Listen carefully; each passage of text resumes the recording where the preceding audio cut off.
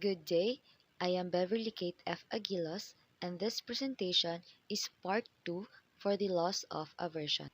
At this point of the presentation, we will tackle about why loss of aversion happens, why is it important, and how can we avoid it.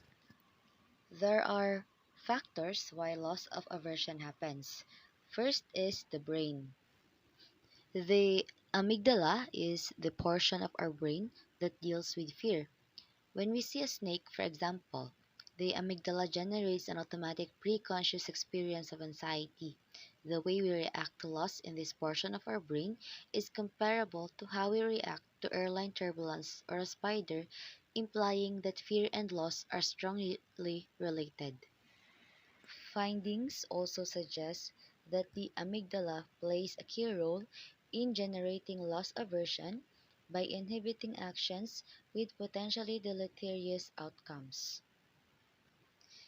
The striatum is the second part of our brain that becomes activated when we experience a loss.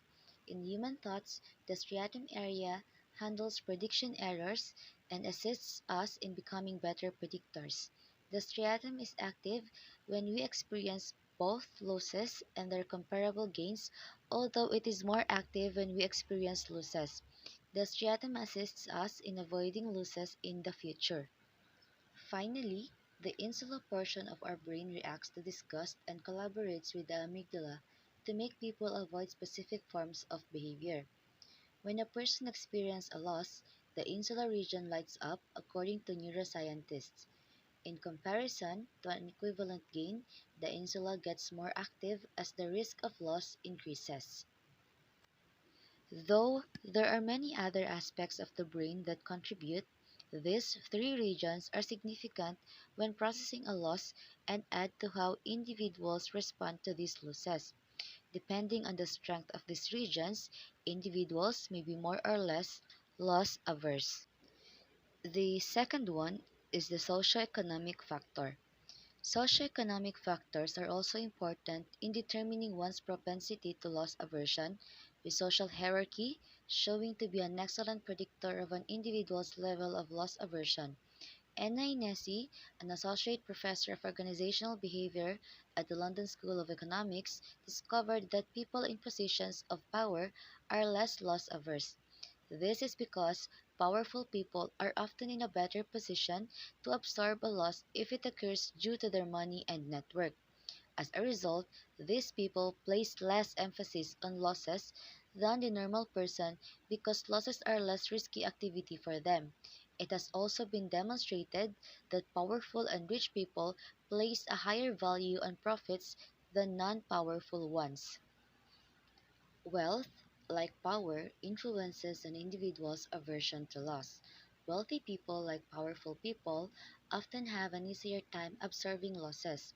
An intriguing caveat about wealthy people and their loss aversion level is their social milieu. According to a study conducted in Vietnam, wealthy villages were less risk averse than impoverished villages.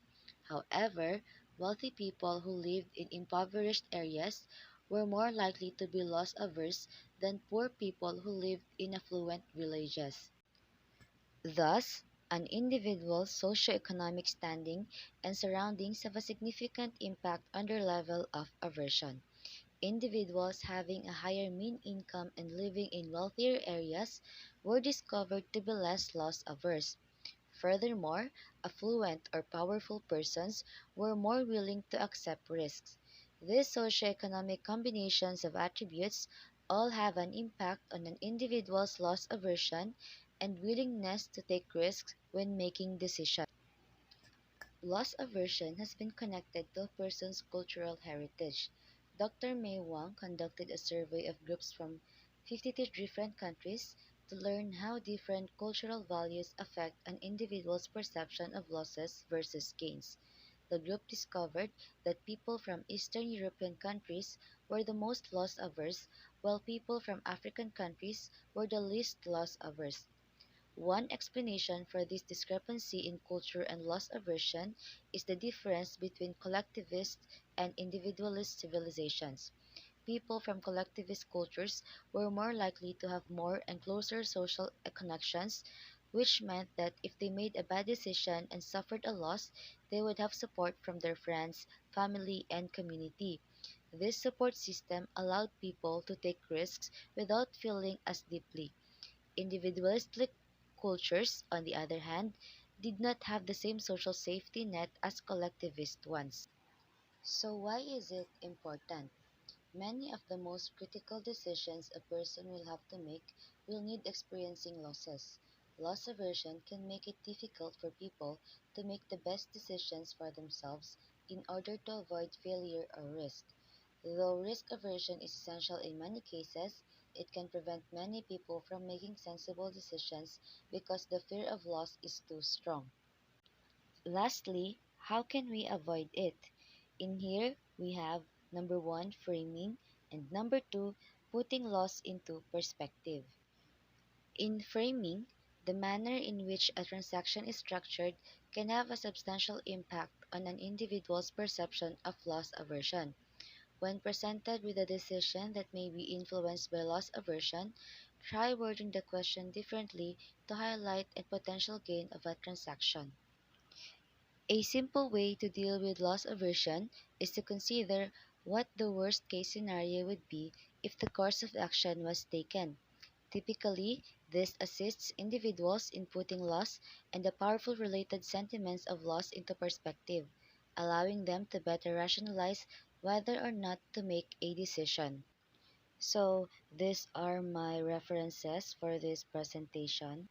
And that would be all. Thank you for listening, and I hope you learned something from this.